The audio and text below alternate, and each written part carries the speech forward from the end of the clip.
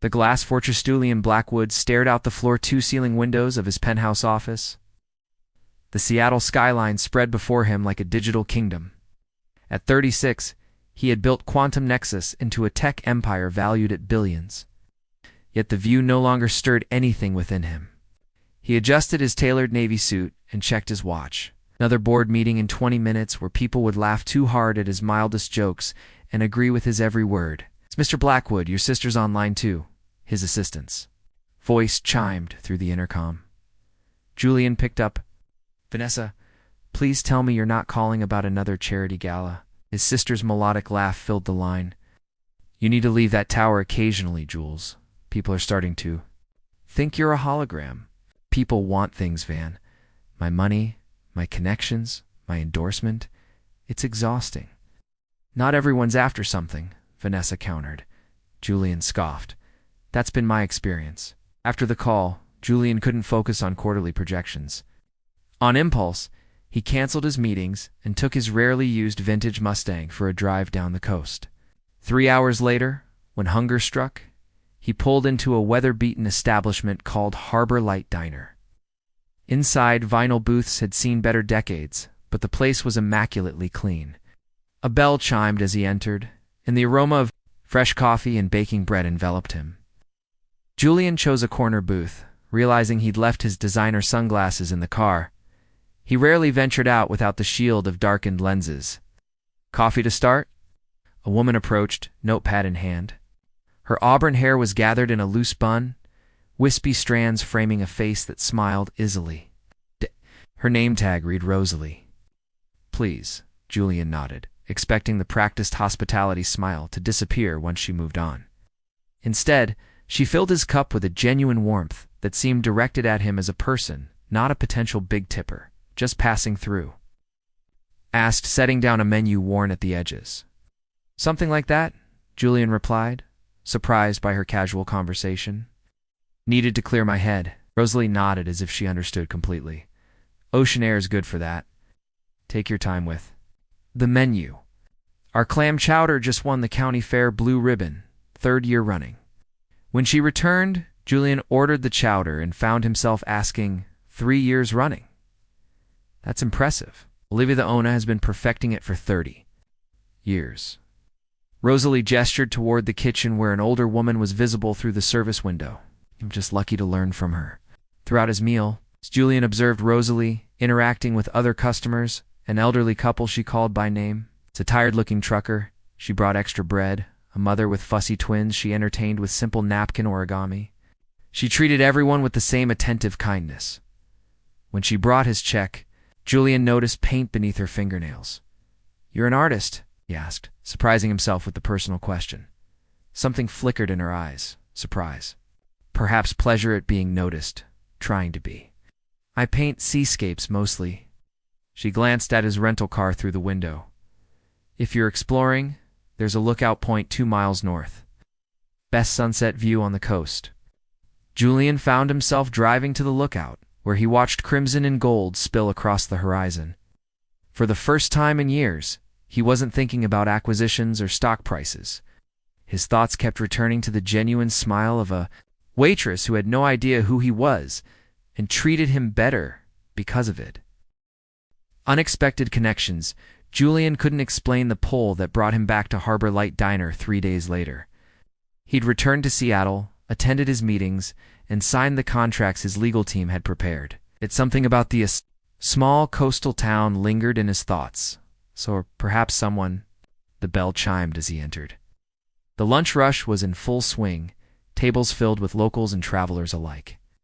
Rosalie moved between tables with practiced efficiency, balancing plates along her arm. She spotted him and gave a quick smile of recognition before gesturing to an empty booth by the window. "Couldn't stay away from our award-winning chowder?" she asked when she approached his table minutes later. Julian found himself smiling genuinely. "I thought I'd try the rest of the menu." "Ambitious. We have 43 items, not counting daily specials." She tucked a strand of hair behind her ear. "Though between us, the meatloaf is best saved for desperate times." He laughed, a real laugh that surprised him. "I'll keep that in mind." Over the next 2 weeks, Julian restructured his schedule to spend long weekends in the coastal town of Pebble Cove. He rented a modest cabin overlooking the water, telling his executive team he needed focused time for strategic planning. In reality, he spent hours walking the shore, breathing air untainted by ambition and expectation. Each day, he visited Harbor Light Diner, sometimes just for coffee, sometimes for longer meals. Rosalie's shifts became points of orientation in his new routine. Their conversations grew from brief exchanges to deeper discussions. He learned she was 28, had studied art before. Her father's illness pulled her back to care for him, and now worked double shifts to save for a small gallery space. "What brought you to technology?" she asked one afternoon during her break, sliding into the seat across from him. Julian had told her he worked in tech, but carefully avoided specifics. "Problem solving," he answered honestly. "I like creating solutions that make lives easier." "So you're making the world better, one app at a time?" There was no mockery in her tone, just genuine interest. That was the goal anyway. Julian stared into his coffee. "Sometimes I wonder if we're just creating more problems to solve." Tuesday afternoon, Julian arrived to find the diner unusually quiet. Rosalie was painting at a corner table, completely absorbed. Her canvas captured the harbor at dawn, fishing boats shrouded in mist. "That's remarkable," Julian said, startling her. "Oh, Julian, I didn't hear the bell." She hurriedly began packing her supplies. "Olivia lets me paint during slow hours. Please don't stop on my account." He studied the painting with genuine appreciation. "You've captured how the light breaks through the fog. I can almost feel the dampness in the air." Rosalie looked at him curiously. "Most people just say it's pretty. It's far more than pretty. It's evocative." Julian gestured to her nearly empty coffee cup. "May I get you a refill while you continue?" Later that evening, they walked along the shoreline as sunset painted the sky in layers of amber and violet. Julian had left his phone in the cabin, something unthinkable weeks ago. "I come here to think," Rosalie said, stepping carefully over driftwood. "The ocean reminds me how small my problems are." "And how does that make you feel?" Julian asked. Relieved, she smiled. Insignificance can be freeing. Julian understood. In Pebble Cove, he wasn't Julian Blackwood, tech titan whose decisions affected thousands. He was just Julian, a man who enjoyed good coffee and ocean views, as darkness settled. Rosalie pointed out constellations visible away from city lights. Their shoulders brushed occasionally as they walked, sending unexpected warmth through Julian's chest. "There's a local arts festival this weekend," Rosalie mentioned as they neared the harbor lights. "Nothing fancy, local musicians, craft booths, food trucks. Some of my paintings will be displayed at the community center booth." "I'd like to see that," Julian said without hesitation. The festival was worlds away from the gala events Julian typically avoided. Children ran with painted faces, local breweries offered samples, and artists proudly displayed their work. Rosalie's paintings attracted genuine admiration. Altera watched her explain her techniques with animated passion. As evening approached, he sat on a blanket, watching a local band play folk music. Julian couldn't remember the last time he'd felt so present, so unburdened by expectations. When Rosalie's hand accidentally brushed against his, neither pulled away. "Thank you," Julian said quietly. "For what?" "Showing me all this?" He gestured to the community gathered around them. "I've been missing more than I realized. Under stars, brighter than any city night." Julian began to recognize that the fortress he'd built around himself wasn't protection. It was a prison of his own making. And somehow, a waitress with paint-stained fingers had found a window through its walls. Shadows of doubt, the sunset cast long shadows across Julian's cabin deck as he finished a video call with Marcus Reynolds, his CFO and oldest friend. Julian had been managing Quantum Nexus remotely for nearly a month, an arrangement that raised eyebrows among his executive team. "The board is getting restless, Jules," Marcus said, his concerned face filling the laptop screen.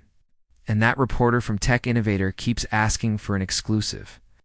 There are rumors you're working on something revolutionary." Julian ran a hand through his hair. "Tell them I'm developing our next strategic vision. It's not entirely untrue." What? Expression shifted. This is about that waitress, isn't it? The one you mentioned. Rosalie, Julian said, the name carrying more weight than he intended. Look, I get needing a break from the pressure. But a small-town romance? Classic billionaire midlife crisis, my friend? Marcus leaned closer to the camera. Remember Diane? She seemed genuine too until her lawyer showed up with that prenup counterproposal. Julian winced at the memory. His brief engagement 3 years ago had ended when he discovered his fiancée had hired a team to research his assets before they'd even met. Rosalie's different, Julian insisted. They're all different until they're not. Marcus sighed. She'll even know who you really are? The question hung in the air. Julian had carefully maintained his anonymity in Pebble Cove, introducing himself only as Julian, who worked in tech. He'd paid for everything in cash, kept his last name private, and parked his now dusty Mustang behind the cabin. My privacy, Julian said defensively. Or avoiding the inevitable, Marcus countered. The moment she Googles Julian Blackwood, your cover's blown. Better she hears it from you than stumbles across your Forbes profile. After ending the call, Julian paced the deck. Marcus's words had planted a seed of doubt. Was he being fair to Rosalie, or was he simply afraid that once she knew his worth, everything would change? The next morning at Harbor Light Diner, Julian found Rosalie unusually quiet as she refilled his coffee. Everything okay? He asked. She hesitated. My landlord's raising the rent on the studio space I was saving for. Another $200 a month. That's significant, Julian said, calculating how icily he could solve this problem. It's just a setback, Rosalie said, straightening her shoulders. I'll pick up some weekend shifts at the resort hotel. Your tips are better anyway. Julian felt a familiar impulse to fix problems with money. He could buy the building, could establish an arts grant. He could write a check that would change her life in an instant. But something held him back. Her determination was part of what he admired. Would his intervention undermine that? That evening, they planned to meet at the lighthouse after Rosalie's shift. Julian arrived early, watching waves crash against rocky shores as he rehearsed how to tell her the truth. The sound of approaching footsteps made him turn. Rosalie's expression stopped him cold. Her usual warmth was replaced with something guarded, confused. Olivia's niece is visiting from Seattle, she said without preamble. She works in finance. She recognized you immediately. Rosalie pulled out her phone, showing a business news article with his photo. The headline read, Quantum Nexus CEO Julian Blackwood revolutionizes AI healthcare. Fortune exceeds $4.7 billion. Julian's stomach dropped. Rosalie, I can explain. Explain what? That you've been pretending to be someone else? That this whole time her voice caught? Was this amusing for you? Slumming it with the locals?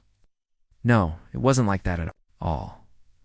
Julian reached for her hand, but she stepped back. People treat me differently when they know. I just wanted to be normal for once. Normal. Rosalie's laugh held no humor. Nothing about this is normal, Julian. Normal people don't hide their entire identity from someone there. She stopped, blinking rapidly. Whatever this was. This is exactly why I didn't tell you, Julian said. Frustration building. You're already looking at me differently. Because you lied. Not because of your money. Rosalie wrapped her arms around herself. I shared everything with you, my father's illness, my struggles with the gallery, my fears about my art. Meanwhile, you were keeping this whole life secret. The salt air felt suddenly cold between them. Julian saw hurt in her eyes, but also something worse, disappointment. I need some time, Rosalie said finally. This is ... a lot to process. As she walked away, Julian felt his carefully constructed world crumbling. Marcus's warning echoed in his mind. Would things have been different if he'd been honest from the start? Or was this inevitable once his true identity was revealed? Back at his cabin, Julian stared at his phone, at the hundreds of emails demanding his attention. The business empire that had once defined him now felt hollow. For the first time, his wealth felt like a barrier rather than a shield, keeping him from the one person who had made him feel truly seen. The canvas of truth 3 days passed without a word from Rosalie. Julian remained in Pebble Cove, alternating between hopeful walks past the diner and despondent hours on his cabin deck. Harbor Lights regulars gave him curious glances when he appeared. Clearly, word had spread about who their quiet visitor really was. On the fourth morning, Julian's phone rang with Marcus's familiar tone. "The Daedalus merger is stalling," Marcus said without preamble. "Their board wants reassurance from you personally. We need you back in Seattle." Julian watched seagulls circle above the harbor. "Schedule it for tomorrow. Video conference." "Jules, this is a multi-billion-dollar acquisition. They expect tomorrow. Video." Julian's tone left no room for argument. He ended the call and made a decision. The community center's monthly art showcase was that evening. Roselli had mentioned it weeks ago. Julian knew she would be there. With her new seascapes, perhaps in neutral territory, surrounded by her passion, she might listen. The center buzzed with locals when Julian arrived. Conversations quieted briefly as he entered, then resumed with noticeable undertones. He moved through the crowd, stopping at each artist's display, giving them the respect of his genuine attention. He found Rosalie's exhibit in the east corner. 5 paintings capturing Pebble Cove through the seasons. Each showed technical skill, but it was her newest work that took his breath away. Solitary figure stood on cliffs overlooking a turbulent ocean, back turned to the viewer. Though the face wasn't visible, Julian recognized his own posture, his own contemplative stance from their walks. "It's called distance." Rosalie's voice came from behind him. Julian turned slowly. She looked tired, her usual vibrancy dimmed. "Powerful," he said simply. "I wasn't sure you'd still be here," she admitted. "I couldn't leave things as they were."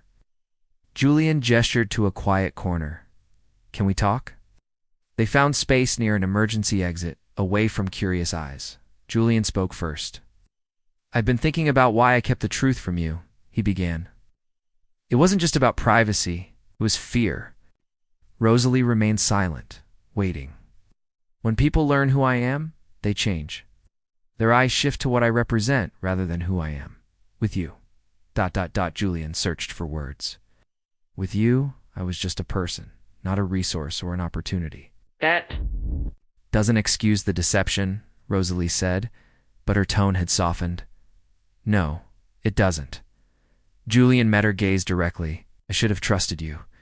I didn't give you the chance to prove you're different even, though everything about you showed." "Me you were?" Rosalie leaned against the wall, studying him. "Do you know what hurt most?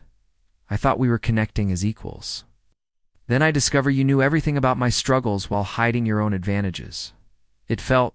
unbalanced. Understand?" "That now," Julian said. "But wealth creates its own struggles. It's different from yours, certainly easier in many ways, but real nonetheless." He paused. "Loneliness wears the same face regardless of your bank balance." A small group passed by, whispering as they recognized Julian. Rosalie noticed their glances. "Is it always like this for you?" she asked quietly. "More or less?" "In bigger cities with more important people around, it's less obvious." Julian shrugged. "You get used to it?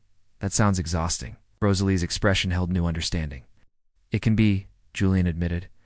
"That's why these weeks in Pebble Cove have meant so much, why you've meant so much." An announcement called attention to the evening's awards presentation. Neither moved to join the gathering crowd. "I have my own confession," Rosalie said suddenly. "After I found out who you were, I was angry, but I was also afraid." "Afraid?" "That everything would change, that you'd go back to your real life, and realize... She gestured to their surroundings. "All this me was just a temporary escape, a vacation from reality." Julian stepped closer. "Rosalie, this is the most real I've felt in years." The awards ceremony applause echoed from across the room. Olivia from the diner appeared suddenly, breathless with excitement. "Rosalie." "There. Calling for you, you won the Mayor's Choice Award." Rosalie's eyes widened. "What, that comes with the gallery space showcase?" "Hey, go," Julian urged, smiling genuinely. "This is your moment." As Rosalie moved toward the podium, Julian watched the community embrace her achievement with authentic joy. These people valued her for her talent, her kindness, her place in their shared lives, not for connections or advantages she might provide. When she accepted the award, a modest plaque and the promise of a 2-week exhibition in the town's professional gallery space, her eyes found Julian's across the room. Her smile carried something new. Not forgiveness yet, perhaps, but possibility. Later, as they walked along the harbor promenade, the night air carried the scent of salt and possibility. "I have obligations in Seattle," Julian said. "The business. Employees who depend on me." Rosalie nodded. "And I have my life here, my art, the diner, this community. But I'm starting to understand something," Julian continued. "Success isn't measured by what you accumulate. It's measured by what fulfills you." He turned to face her. "I built an empire but lost sight of why. You create art that moves people with nothing but paint and courage." "Both paths have value," Rosalie said softly. "They can never truly intersect." As moonlight silvered the waves, they stood at a crossroads more significant than either had anticipated when a billionaire first walked into a small-town diner. The canvas of their future remained blank, awaiting the colors they would choose together. Beyond currencies, the morning light streamed through the windows of Julian's Seattle penthouse, illuminating architectural features that had once impressed him but now felt oddly sterile. 3 months had passed since the art showcase in Pebble Cove. 3 months of profound transformation. His phone chimed with a message from Rosalie. Exhibition setup complete. Nervous, but ready. Wish you could see it. Julian smiled, typing back. "I'll be there in spirit. Call me after. Love you." The journey to this point hadn't been simple. After that night at the community center, they'd faced the practical challenges of bridging their different worlds. Julian had returned to Seattle to fulfill his corporate obligations while Rosalie prepared for her gallery showcase in Pebble Cove. They'd spent weeks in lengthy phone conversations, weekend visits, and difficult but honest discussions about expectations and boundaries. "Mr. Blackwood, the board is assembled," his assistant announced through the intercom. Julian straightened his tie and gathered his materials. Today marked a pivotal moment in Quantum Nexus's evolution, and in his own, the boardroom fell silent as Julian entered. 12 executives, including Marcus, watched with varying degrees of curiosity and concern as their CEO placed a comprehensive proposal before each of them. You ladies and gentlemen," Julian began. "Today we're discussing the future of Quantum Nexus. You've all reviewed the quarterly results, record profits, expanding market share, innovation metrics exceeding projections." Approving nods circled the table. "However," Julian continued, "success demands evolution.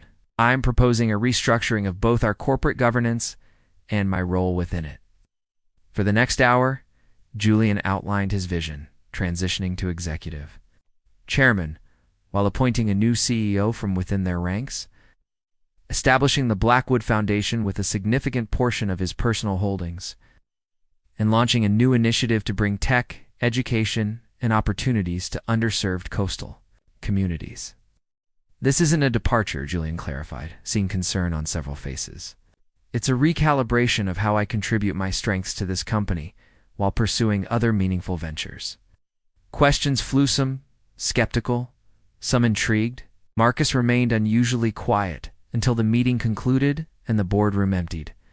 "You're really doing this," Marcus said, remaining seated as others filed out.